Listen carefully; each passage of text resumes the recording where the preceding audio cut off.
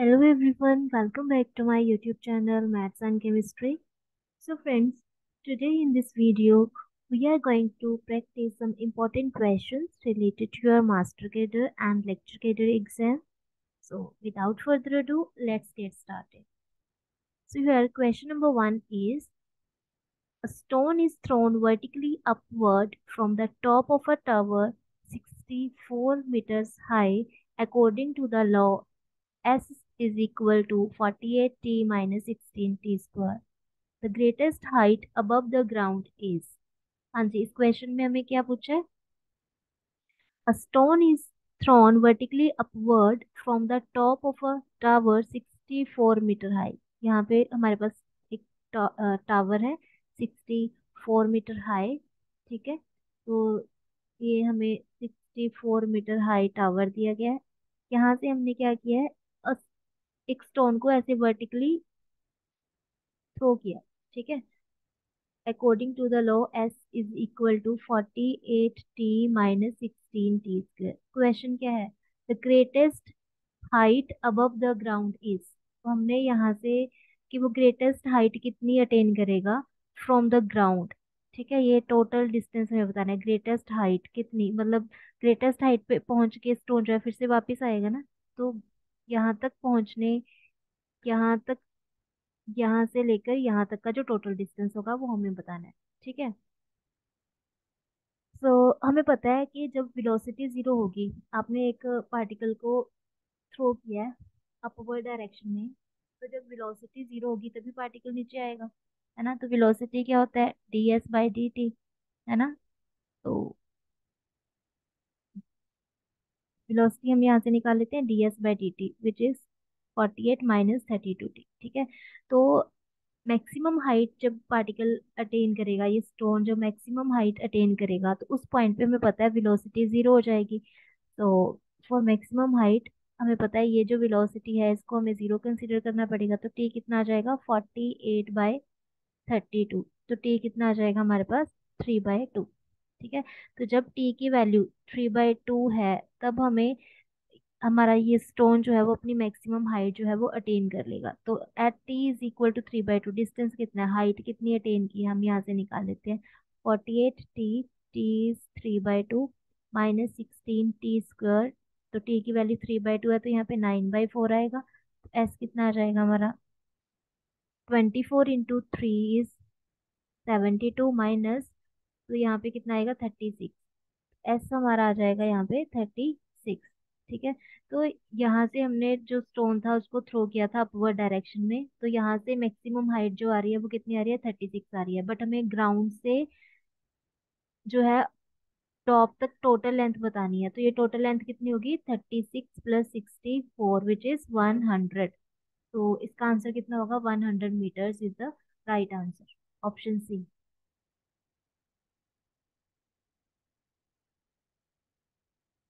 हाँ जी, next question is,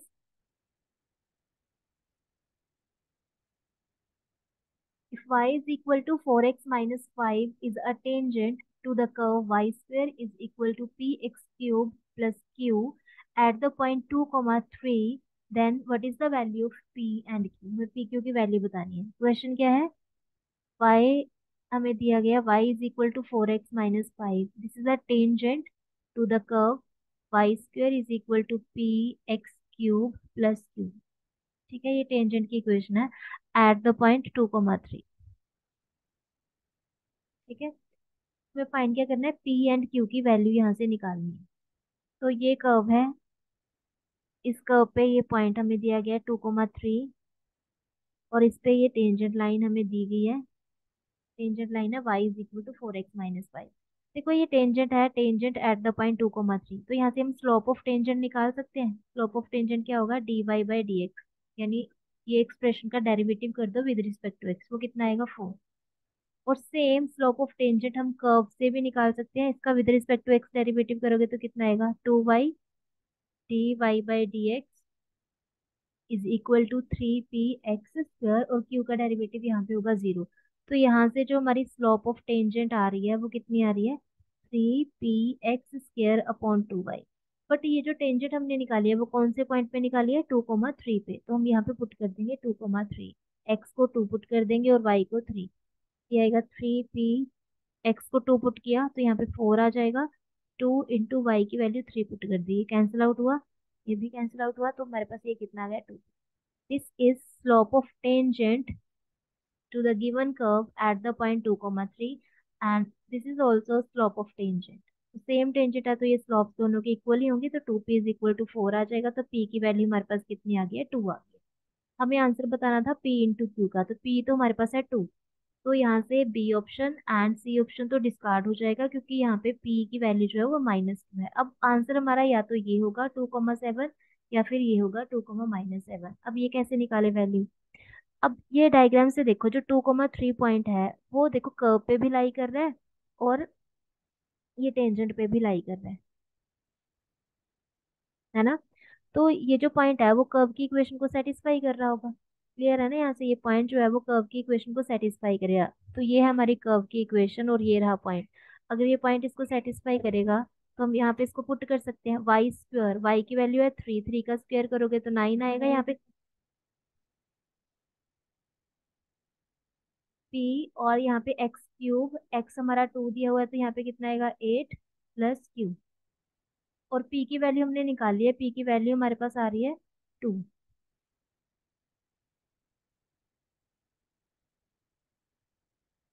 q कितना आ जाएगा हमारा 9 - 16 विच इज -7। तो p की वैल्यू आ रही थी हमारे पास 2 एंड q की वैल्यू हमारे पास कितनी आ रही है, -7। तो यहाँ से आंसर क्या आ जाएगा हमारा, option d. Option D is correct answer.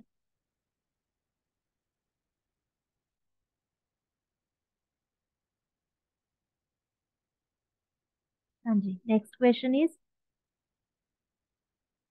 Rolle's theorem is applicable in the interval -2 to 2 for which of the following function। ये हमें फंक्शंस दिए गए हैं, हमने ये बताना है इनमें से कौन से फंक्शन के लिए रोल्स थ्योरम एप्लीकेबल है।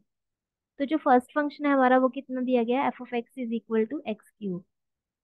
ठीक है, हमने देखना है क्या इसके लिए रोल्स थ्योरम एप्लीकेबल है इस इंटरवल में -2 to 2 में।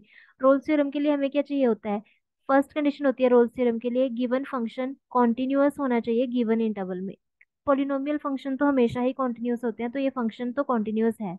सेकंड कंडीशन होती है कि जो फंक्शन है वो डिफरेंशिएबल होना चाहिए ये ओपन इंटरवल में। पॉलिनोमियल फंक्शन डिफरेंशिएबल भी होते हैं, तो ये डिफरेंशिएबल भी है, दो कंडीशंस में तो कोई प्रॉब्लम आई नहीं। थर्ड कंडीशन होती है कि फंक्शन की value at end point of this interval same होनी चाहिए, यानी f(-2) इक्वल आना चाहिए किसके, f(2) के। f(-2) का आंसर आएगा यहाँ पे -8। अगर आप 2 पुट करते हो तो आंसर आएगा 8। क्या ये इक्वल आ रहे हैं, नहीं आए ना। तो रोल्स थ्योरम की थर्ड कंडीशन जो है वो यहाँ पे एप्लीकेबल नहीं है, तो होल्ड नहीं कर रही है। तो यानी इस फंक्शन पे तो रोल्स थ्योरम एप्लीकेबल नहीं है। अगर हम सी ऑप्शन को देखें, सी ऑप्शन है हमारा f(x) is equal to 2x³ + 3। क्या इस फंक्शन पे हम रोल्स थ्योरम अप्लाई कर सकते हैं इन दिस इंटरवल -2 to 2। फिर से वही बात, ये फंक्शन क्योंकि पोलिनोमियल फंक्शन है तो ये कॉन्टिन्यूअस भी है, डिफरेंशिएबल भी है, दोनों कंडीशन सेटिस्फाई कर रहा है। थर्ड कंडीशन क्या होती है, एंड पॉइंट्स पे फंक्शनल वैल्यू इक्वल आनी चाहिए। तो यहाँ पे जब आप -2 पुट करोगे तो यहाँ पे आएगा -16 + 3, और जब आप प्लस का 2 पुट करोगे तो यहाँ पे आएगा 16 + 3। क्या ये वैल्यूज इक्वल आ रही है, नहीं आ रही। तो यहाँ पे भी रोल्स थ्योरम की जो थर्ड कंडीशन है वो सेटिस्फाई नहीं हो रही है, तो सी ऑप्शन भी आंसर नहीं हो सकता। डी ऑप्शन देखें अगर हम, f(x) is equal to mod x. ये तो हमें क्लियर ही है, जो मॉडुलस फंक्शन होता है वो डिफरेंशिएबल नहीं होता है। तो ये जो फंक्शन है मॉड एक्स, अगर हमारे पास इस टाइप का फंक्शन हो ना, मॉड ऑफ x - a, तो ये जो फंक्शन होता है वो a पॉइंट पे डिफरेंशिएबल नहीं होता है। तो हमारे पास क्या है, मॉड x है ना, मॉड x को हम x - 0 लिख सकते हैं। तो ये 0 पे डिफरेंशिएबल नहीं है, और 0 देखो इस इंटरवल में पड़ा है ना -2 to 2 के बीच में। तो ये जो फंक्शन है ये कॉन्टिन्यूअस तो होता है, बट जब डिफरेंशिएबिलिटी की कंडीशन आएगी हमने चेक करना होता है -2 to 2 के बीच में ये डिफरेंशिएबल भी होना चाहिए। बट इसके बीच में तो 0 पड़ा है, 0 पे ये डिफरेंशिएबल नहीं है। तो रोल्स थ्योरम की सेकंड कंडीशन सेटिस्फाई नहीं कर रहा है ये फंक्शन। तो बचा ऑप्शन क्या हमारे पास, ऑप्शन बी। तो ऑप्शन बी यहाँ पे क्या होगा, करेक्ट आंसर होगा। इस फंक्शन के लिए रोल्स थ्योरम एप्लीकेबल होगी इस interval. Clear.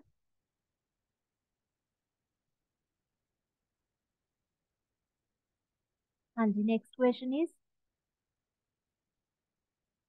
If x is equal to a cos 4 theta y is equal to a sin 4 theta, then what is the value of dy by dx at theta is equal to 3 pi by 4?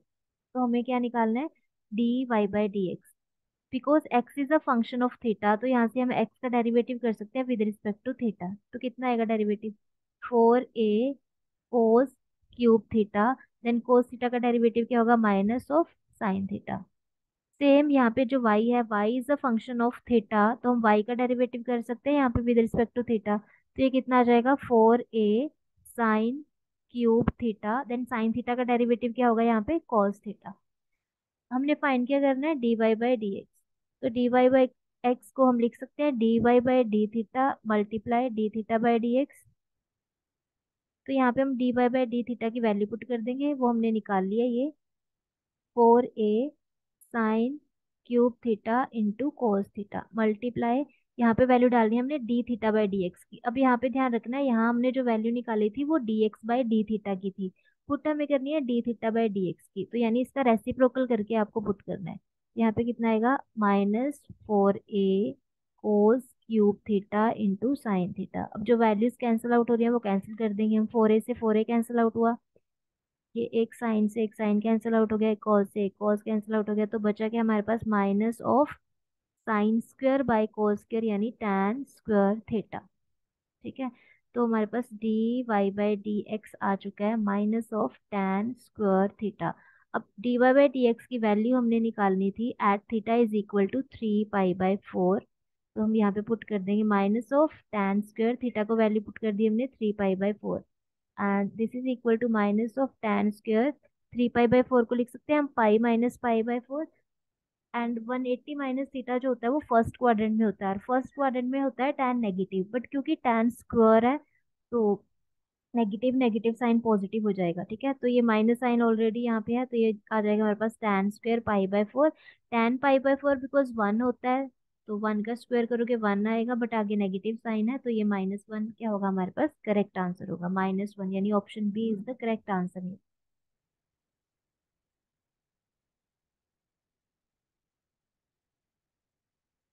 Next question is,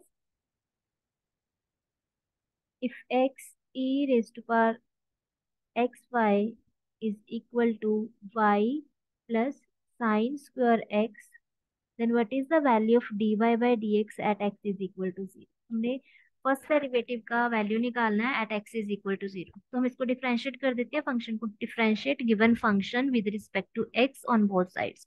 क्योंकि यहाँ पे to function multiply में पड़े हैं, तो जब derivative करोगे तो यहाँ पे प्रोडक्ट रूल यूज होगा। First function derivative of second function e raise to power x y, then x y का डेरिवेटिव होगा x d y by d x plus y, और एक्स का डेरिवेटिव 1 आ जाएगा, plus e raise to power x y, यहाँ पे x का derivative होगा 1। This is equal to y का डेरिवेटिव क्या होता है?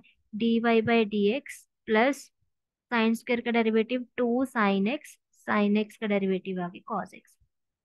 ठीक है, अब यहाँ से और यहाँ से d y by d x हम कॉमन निकाल सकते हैं, तो d y by d x common निकाल लेते हैं। यहाँ पे बचा क्या? ये टर्म इसके साथ मल्टीप्लाई भी होगी, x square e raise to power x y, जब ये वैल्यू इधर आएगी d y by d x minus हो जाएगी ना, तो ये नेगेटिव आ जाएगा। इधर 2 साइन एक्स कॉस एक्स पड़ा है, हम इसको लिख सकते हैं साइन 2x, और ये आ जाएगा minus e raise to power x y.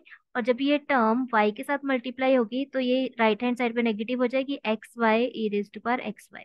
ठीक है, सो हमें फाइंड करना था value of d y by d x at x is equal to 0। तो हम यहाँ पे डाल दें x की वैल्यू 0 इस एक्सप्रेशन में, at x is equal to 0, तो यहाँ पे क्या आएगा? D y by d x, x की वैल्यू 0 डाल दो तो ये तो 0 हो जाएगा, यहाँ पे बचा क्या? -1। This is equal to x को 0 डालोगे ये 0 minus e raise to power 0 1 होता है, माइनस यहाँ पे एक्स की वैल्यू डालोगे 0 तो ये 0 हो जाएगा। तो यहाँ से हमारे पास आंसर क्या आ रहा है? D y by d x is equal to -1 upon -1 which is equal to 1। So option B is the correct answer है।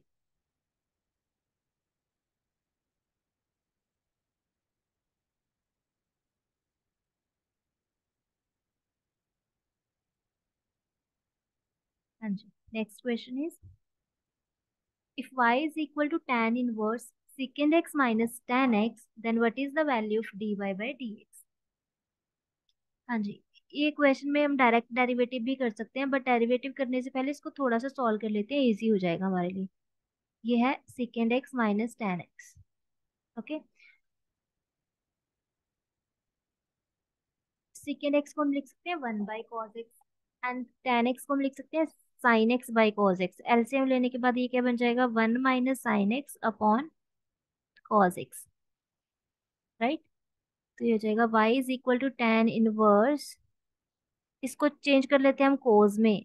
साइन एक्स को हम लिख सकते हैं कोस π/2 - x, क्योंकि π/2 - x लिखा है तो ये फर्स्ट क्वाड्रेंट में कोस जो होता है पॉजिटिव ही होता है, और π/2 की वजह से कोस साइन में चेंज हो जाएगा, है ना। तो साइन एक्स को हम लिख सकते हैं कोस π/2 - x। ऐसे ही साइन एक्स कॉस एक्स को क्या लिख सकते हैं, जो डिनोमिनेटर में कॉस एक्स है उसको लिख सकते हैं साइन π/2 - x, राइट। तो ये फॉर्मूला होता है हमारे पास 1 - cos थीटा का, half angle formula. 1 - cos theta is nothing but 2 sin² थीटा/2, right. Theta की वैल्यू अगर ये है, इसके अपॉन 2 करना है, तो यहाँ पे π/4 - x/2 आ जाएगा। 1 - cos थीटा का फॉर्मूला क्या होता है, half angle formula, 2 sin² थीटा/2। Okay, ऐसे ही साइन थीटा का फॉर्मूला, हाफ एंगल फॉर्मूला क्या होता है, 2 sin थीटा/2 कोस थीटा/2, राइट। तो यहाँ पे 2 से 2 कैंसिल आउट हो गया, साइन से एक साइन कैंसिल आउट हो जाएगा, तो y कितना आ गया हमारा, sine upon cos which is tan, π/4 - x/2। ठीक है, ये आउटसाइड tan इनवर्स भी पड़ा है इसके। यहाँ पे ये वाला tan इनवर्स पड़ा है आउटसाइड, और जब आपने ये ब्रैकेट को सॉल्व किया, ये साइन अपॉन कोस बचा, तो यहाँ पे क्या आ रहा है हमारा, tan आ रहा है। तो ये tan से tan इनवर्स कैंसिल आउट हो जाएगा, तो बचा क्या, π/4 - x/2। तो अब हम डेरिवेटिव कर सकते हैं, हमें निकालना था derivative of y with respect to x। With respect to x derivative करोगे तो आंसर कितना आ जाएगा हमारा, -1/2। So option D is correct answer here. Clear. Now we will move to our next question.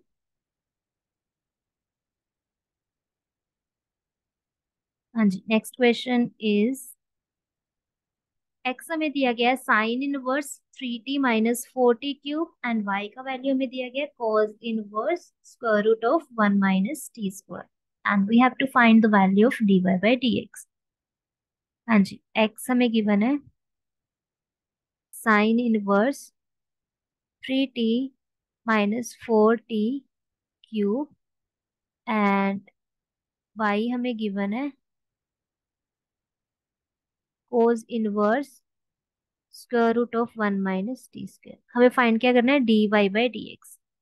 अब देखो यहाँ पे x जो है वो t का फंक्शन है, तो हम डेरिवेटिव ऑफ x कर सकते हैं विद रिस्पेक्ट टू t, लेकिन डायरेक्ट करोगे तो थोड़ा कॉम्प्लिकेटेड हो जाएगा, तो इसमें हम सब्स्टिट्यूशन का यूज कर सकते हैं। हम क्या करेंगे, यहाँ पे पुट कर देंगे t को साइन थीटा। ओके, तो यहाँ से x क्या बन जाएगा हमारा, साइन इनवर्स t को हमने पुट कर दिया साइन थीटा, तो यहाँ पे आ जाएगा 3 sin theta -4 sin³ theta, right. तो x कितना आ जाएगा हमारा, ये साइन इनवर्स, ये तो फॉर्मूला बन गया, sin 3 थीटा का फॉर्मूला होता है ना, 3 sin थीटा -4 sin³ थीटा। तो हम इसको लिख सकते हैं sin 3 थीटा। इनवर्स से साइन कैंसिल आउट हो जाएगा, तो यहाँ पे बचा हमारे पास x is equal to 3 theta, right. Same यहाँ पे y is equal to cos inverse, हमने t को पुट किया था, पुट कर दिया था हमने साइन थीटा, तो यहाँ पे आएगा sin²थीटा। 1 - sin² theta is cos square theta, square से स्क्वायर रूट कैंसिल आउट हो जाएगा, तो यहाँ पे बचा कोस थीटा। तो y कितना आ जाएगा हमारा, कोस से कोस इनवर्स कैंसिल आउट हुआ, तो यहाँ पे थीटा आ जाएगा। ठीक है, तो हमें वैल्यू किसकी फाइंड करनी थी, हमें वैल्यू निकालनी थी dy/dx। अब x जो है वो थीटा का फंक्शन बन चुका है, तो हम यहाँ से dx/d थीटा निकाल सकते हैं, वो कितना आएगा 3। y is a function of theta, तो यहाँ से dy/d थीटा निकाल सकते हैं, वो कितना आएगा 1। We have to find dy/dx, तो इसको हम लिख सकते हैं dy/d थीटा इंटू d थीटा/dx, राइट। तो dy/dx डी थीटा कितना है ये निकालियो, ये value 1 into d theta by d x. ये d x by d theta की वैल्यू अगर 3 है तो इसका reciprocal d theta by d x कितना होगा, 1/3 होगा। तो आंसर कितना आ जाएगा हमारा, 1/3। कहाँ पे पड़ा 1/3, option A. So option A is correct answer है।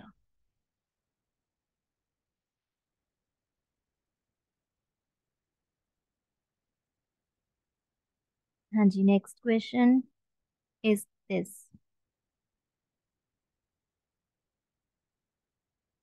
ये क्वेश्चन में हमें बताना है the function F of X is equal to X square for all real values of X is not continuous on R, uniformly continuous on R, not uniformly continuous on R, not differentiable on R। ये बताना है। Function हमें क्या दिया गया है, F of X is equal to X square. कौन सी इंटरवल पे बात करनी है, होल रियल पे। तो रियल का जो इंटरवल है उसको इंटरवल में अगर एक्सप्रेस करना हो तो हम ये ऐसे कर सकते हैं ना, -∞ to ∞। पहली बात, ये एक पोलिनोमियल फंक्शन है और हमें पता है पोलिनोमियल फंक्शन हमेशा डिफरेंशिएबल भी होते हैं, कॉन्टिन्यूअस भी होते हैं। तो ये फर्स्ट ऑप्शन कह रहा है नॉट कॉन्टिन्यूअस, ये तो गलत हो गया, ये तो पोलिनोमियल है। पोलिनोमियल फंक्शन है ना, ये तो कॉन्टिन्यूअस होता है, ये डिफरेंशिएबल भी होता है। और ये कह रहा है नॉट डिफरेंशिएबल, ये भी गलत हो जाएगा। बस हमने बी और सी ऑप्शन में से बताना है कौन सा ऑप्शन करेक्ट है। तो यूनिफॉर्म कॉन्टिन्यूटी के लिए ना हमारे पास कुछ रूल्स होते हैं। जैसे अभी मैं एक इंटरवल, ऐसे इंटरवल के लिए बता रही हूँ जिसके एंड पॉइंट जो हो हमारे पास इन्फिनिटी आ रहा हो, ठीक है। यानी ऐसा इंटरवल हो या फिर ऐसा इंटरवल हो -∞ टू ए या फिर -∞ टू इन्फिनिटी। ठीक है, ऐसे इंटरवल के लिए तो हम क्या करते हैं, सबसे पहले हमने चेक करना आता है जो गिवन फंक्शन है वो इन इंटरवल में, अगर इंटरवल्स ऐसी हैं इनमें कॉन्टिन्यूअस होना चाहिए। क्या होना चाहिए, कॉन्टिन्यूअस होना चाहिए। तो ये तो पोलिनोमियल फंक्शन है, कॉन्टिन्यूअस, तो ये है, फर्स्ट कंडीशन सेटिस्फाई होगी। फर्स्ट कंडीशन हम क्या चेक करते हैं कि जो हमारा फंक्शन होता है वो कॉन्टिन्यूअस होना चाहिए इन इंटरवल में। सेकेंड कंडीशन होती है हमारे पास कि हमने इनकी लिमिट चेक करते हैं एंड पॉइंट्स पे। Limit x approaches to A पे फंक्शन की लिमिट चेक करेंगे और limit x approaches to infinity पे फंक्शन की लिमिट चेक करेंगे। ये लिमिट हमारी क्या करनी चाहिए, एग्जिस्ट करनी चाहिए फानाइटली, एग्जिस्ट करनी चाहिए फानाइटली, फानाइट आंसर आना चाहिए। ठीक है। अब ना यहाँ पे दो चीजों का ध्यान रखना होता है। अगर तो यहाँ पे हमारे पास जो लिमिट है वो फानाइट है, हम लिमिट निकाल रहे हैं, लिमिट एग्जिस्ट करगी, फानाइट आ गई, ठीक है। लेकिन अगर यहाँ पे लिमिट एग्जिस्ट ना करती, ध्यान से सुनो, यहाँ पे लिमिट है हमारी फानाइट, ए है ना, फानाइट नंबर है यहाँ पे। फंक्शन की लिमिट मान लो एग्जिस्ट ना करती तो हम बोल देते फंक्शन यूनिफॉर्मली कॉन्टिन्यूस नहीं होगा। ठीक है। जब हमारे पास इंटरवल ऐसा हो ना, फानाइट वैल्यूज हो दोनों ही, फिर जब फंक्शन को कॉन्टिन्यूस चेक करना है और फिर एंड पॉइंट्स पे लिमिट्स निकालने हैं, जैसे हम यहाँ पे चेक कर रहे हैं। अगर एंड पॉइंट पे लिमिट एग्जिस्ट नहीं करती तो डायरेक्टली बोल देना फंक्शन यूनिफॉर्मली कॉन्टिन्यूस नहीं है। अगर कर जाती है एंड पॉइंट पे लिमिट एग्जिस्ट, कॉन्टिन्यूस भी है फंक्शन, तो यूनिफॉर्मली कॉन्टिन्यूस होता है।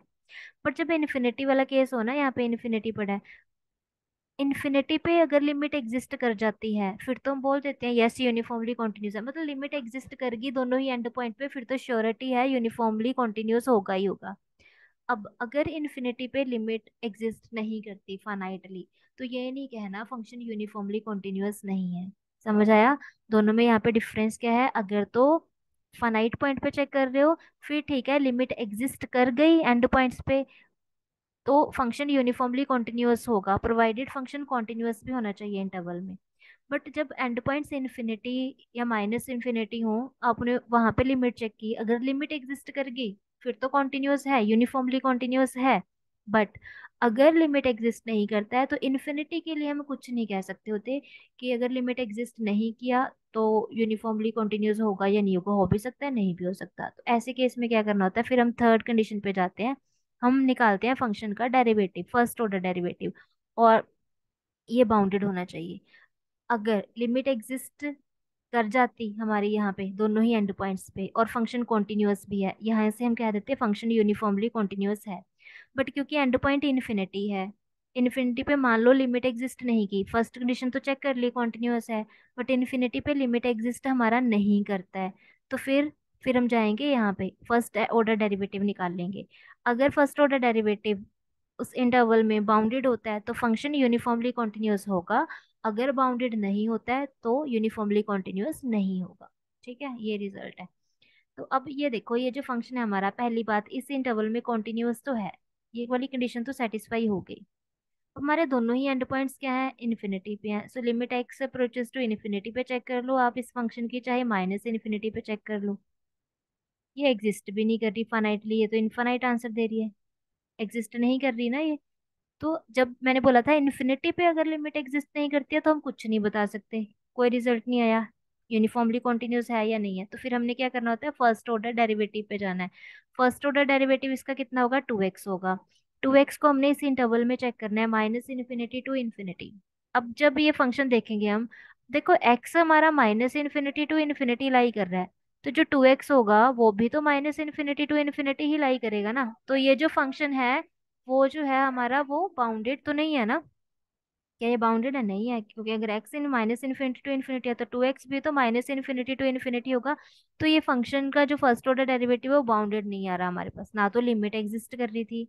अब लिमिट एग्जिस्ट नहीं की तो कुछ कह नहीं सकते, तो हम नेक्स्ट रिजल्ट पे आए फर्स्ट ऑर्डर डेरिवेटिव पे। अगर ये एग्जिस्ट कर जाता, मतलब फर्स्ट ऑर्डर डेरिवेटिव बाउंडेड होता, तो हम बोल देते यूनिफॉर्मली कॉन्टिन्यूअस है, बट ये तो बाउंडेड ही नहीं है इस इंटरवल में, तो नॉट यूनिफॉर्मली कॉन्टिन्यूअस। तो सी ऑप्शन के साथ जाएंगे हम यहाँ पे।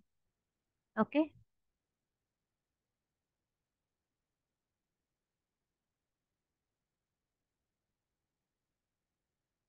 हाँ जी, ये लास्ट क्वेश्चन है हमारा आज का।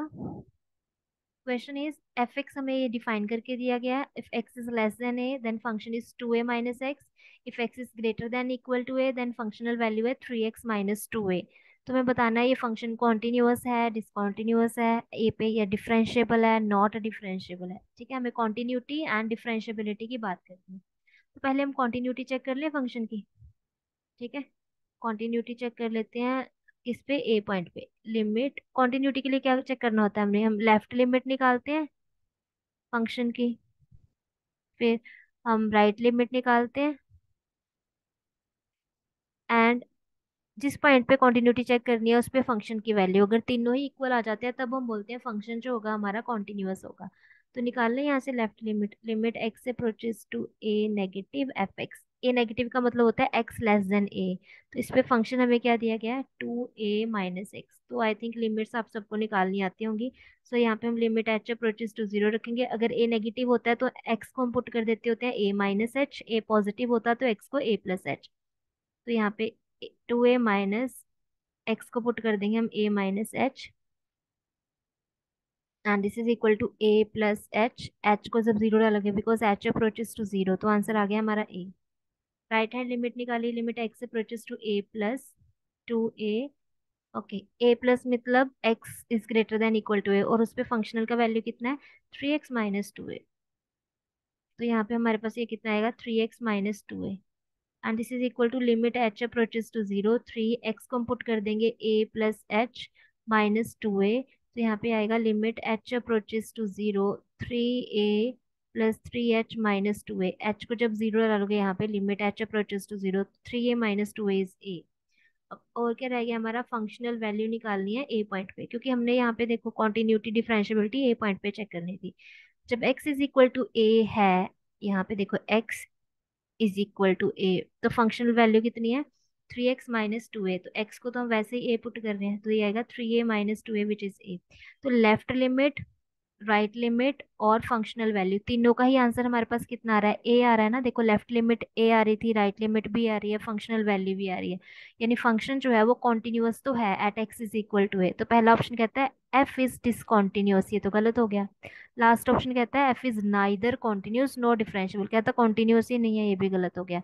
तो बी और सी में से हमें करेक्ट ऑप्शन जो है वो बताना है यहाँ पे क्या होगा। ठीक है, तो यहाँ से ए ऑप्शन हमारा डिस्कार्ड हो चुका है, डी ऑप्शन डिस्कार्ड हो चुका है, बी और सी में से करेक्ट बताना है। अब ये डिफरेंशिएबिलिटी की बात कर रहा है। डिफरेंशिएबिलिटी हम क्या करते हैं, फंक्शन को डेरिवेटिव कर देते हैं with respect to X direct यहाँ पे। वैसे डायरेक्ट डेरिवेटिव कर नहीं सकते हम यहाँ पे, क्योंकि पोलिनोमियल्स हैं तो इनमें हो जाता होता है, अदरवाइज एक्स्ट्रा कंडीशन हमें चाहिए होती हैं डायरेक्ट डेरिवेटिव करने के लिए। यहाँ पे डेरिवेटिव आएगा इसका -1, और इसका डेरिवेटिव आएगा 3। तो लेफ्ट हैंड डेरिवेटिव कितना आ रहा है, when x is less than a, -1। Right hand derivative when x is greater than equal to a कितना आ रहा है, 3। फंक्शन डिफरेंशिएबल कब होता है? जब left hand derivative right hand derivative के इक्वल हो, बट यहाँ तो इक्वल ही नहीं आ रहे हैं, तो function is not differentiable. Function differentiable नहीं है। कॉन्टिन्यूअस तो है, हमने चेक किया था। ये कहता है सेकंड ऑप्शन डिफरेंशिएबल है, ये गलत हो गया। तीन ऑप्शन कर चुके हैं, तो सी ऑप्शन जो होगा हमारा करेक्ट आंसर होगा। F is continuous but not differentiable at x is equal to A.